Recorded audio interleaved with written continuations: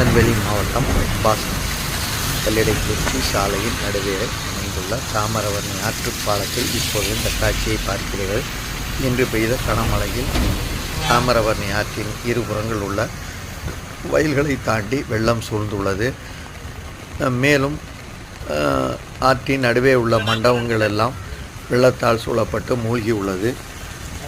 தொடர்ந்து மழை அதிகமாக பெய்து கொண்டிருக்கிறது. அம்பாசமுத்திரம் எரிச்சிலையார் கோவில் கோபுரத்தை இப்போது பார்த்தீர்கள். இது பழைய பாலம். 11 கண்வாய்களை கொண்டது. இந்த 11 கண்வாய்களையும் கிட்டத்தட்ட 80% அளவுக்கு மேவி தண்ணீர் வந்து கொண்டிருக்கிறது. இன்னும் தொடர்ந்து மழை பெய்துவதால் தண்ணீர் வரத்து அதிகம் வரும் என்று கருதப்படுகிறது.